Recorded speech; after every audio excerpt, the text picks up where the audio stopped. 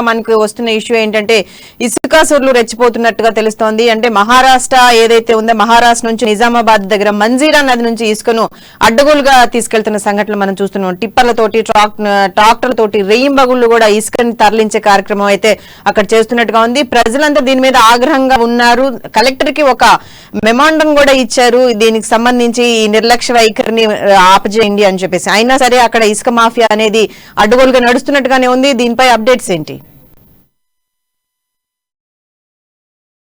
జిల్లాలో అయితే ఇసుక రవాణా అక్రమ రవాణా అయితే పెట్టరేగిపోతుందని చెప్పొచ్చు. జిల్లా వ్యాప్తంగా కూడా ఇటు ఏదైతే బోధన్ మండలం బోధన్ నియోజకవర్గం కావచ్చు, ఇటు ఆర్మూర్ కావచ్చు, ఇటు బాల్కొండ కావచ్చు, నిజామాబాద్ జిల్లాలోని కూడా ఇక్కడ కుంటలు వాగులు అని తేడా లేకుండా, నదులు అని తేడా లేకుండా కూడా ఇసుక బకాసురులు కూడా ఎక్కడెక్కడ కాజేస్తున్నట్టు పరిస్థితి కనిపిస్తా ఉంది. అధికారికంగా ఎక్కడ కూడా పర్మిషన్ లేకున్నా కూడా ఇట్లాంటి వ్యవహారాల్లో చోటామోటా లీడర్లు కానివ్వండి, ఇక్కడ సంబంధించినటువంటి ఆ గ్రామాల్లో ఉన్న వివిధ వాళ్ళు కానీ ఇసుక మాఫియా అంతా కూడా మొత్తం ఎక్కడ ఏ కుంటని కూడా వదలని పరిస్థితి కనిపిస్తా ఉంది. అయితే ఒకసారి చూసుకున్నట్టే ఇదైతే బోధన్ నియోజకవర్గంలో అయితే మహారాష్ట్ర మాంజిరా నది ఉంటుంది. ఇక్కడ మహారాష్ట్ర సరిహద్దు ప్రాంతం కావడంతో ఇక్కడ హుంసా, సాలూరా, ఇప్పర్గా సంబంధించిన మందర్నా సంబంధించిన పరిసర ప్రాంతాలు ఏవైతే ఉన్నాయో దీంట్లో కూడా ఇక్కడ రాత్రింబవళ్ళని తేడా లేకుండా కూడా ఇసుక రవాణా కొనసాగుతున్న నేపథ్యం కనిపిస్తా ఉంది. స్థానికంగా ఉన్నటువంటి ప్రజలైతే ఎంతో ఇబ్బందులు పడుతున్న పరిస్థితి కనిపిస్తా ఉంది. ఎటు చూసినా కూడా ఈ ట్రాక్టర్ల మోతతో వాళ్ళకు నిద్ర పట్టని పరిస్థితి అయితే ఉంది. వాళ్ళు ఆగ్రహం వ్యక్తం చేస్తున్నారు, కానీ చేసేది ఏం లేని పరిస్థితి అయితే వాళ్ళు ఆ ఆవేదనతో అయితే ఇక్కడ నిజామాబాద్ కలెక్టర్ కార్యాలయానికి కూడా వచ్చి తన గోడును వెళ్లవుచుకున్న పరిస్థితి ఉంది. సో ఓవరాల్ గా కూడా నిజామాబాద్ జిల్లాలో జరుగుతున్నటువంటి ఇసుక అక్రమ రవాణాని ఇమ్మీడియట్ గా ఆపాలని చెప్పేసి వాళ్ళు కలెక్టర్ ని సైతం సంప్రదించారు.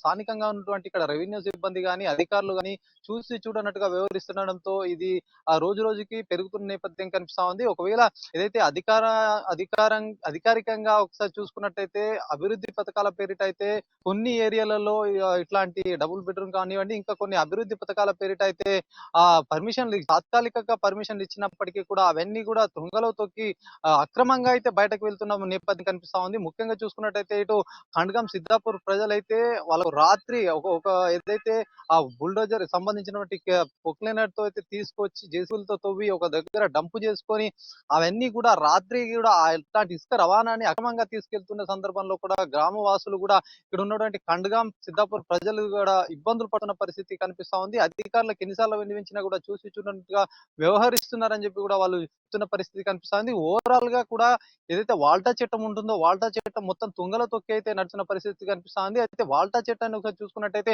వాల్టా చట్టాన్ని ఒకవేళ కనుక ఆ నిబంధనలు కూడా అమల్లోకి తీసుకుంటే అక్కడ ఎన్నో పర్మిషన్లు అవసరం ఉంటుంది. ఇట్లాంటి ఏం పర్మిషన్ లేకుండా కూడా వీళ్ళైతే ఇసుకాసూరులు అయితే అక్రమ రవాణా అయితే చేస్తున్న పరిస్థితి కనిపిస్తా ఉంది. వాల్టా చట్టానికి సంబంధించి ఇక్కడ జీపీ పర్మిషన్ కానీ, నీటిపారుదల కానీ, పర్యావరణ కానీ, మైన్స్ కానీ ఇట్లాంటి అన్ని శాఖల పర్మిషన్ తీసుకొని కానీ ఇట్లాంటి ఏదైతే అధికారికంగా ఇవన్నీ పర్మిషన్ తీసుకొని సంబంధించిన మైన్స్ శాఖ అధికారులు అయితే స్థానికంగా ఉన్న మాంజిరా అనేది కానీ అక్కడికి వెళ్ళి పరిశీలించి ఎంతవరకు తీయాలి అనే ఒక మేరని చూసి వాళ్ళ అధికారికంగా అయితే చెప్పిన పరిస్థితి ఉంటుంది. అట్లాంటి దానికి కూడా చాలా నిబంధనలకు లోబడి కూడా ఇసుక తీయాల్సి ఉంటుంది. అయితే ఇవన్నీ కూడా తుంగలతో ఇక్కడ ఉన్న ప్రస్తుత చోటమోటా రాజకీయాలు కావండి, ఇక్కడ సంబంధించినటువంటి అధికారంలో ఉన్న పార్టీ నాయకుల సపోర్ట్ తోటి ఇదంతా జరుగుతుంది అని చెప్పి ఒకవైపు ప్రజలు కూడా ఆగ్రహం వ్యక్తం చేస్తున్న పరిస్థితి కనిపిస్తా ఉంది. దీంతో పాటు ఇక్కడ బాల్కొండ సంబంధించిన నియోజకవర్గం చూసినట్టయితే వేల్పూర్, భీమ్గల్, మెండోరా సంబంధించిన గ్రామాల్లోని పెద్దవాగులో నుంచి కూడా అక్రమంగా ఇసుక తీసుకొని యథేచ్ఛగా అయితే ఎక్కడైతే ఇప్పుడు ఇసుకకు డిమాండ్ ఉన్న నేపథ్యంలో కూడా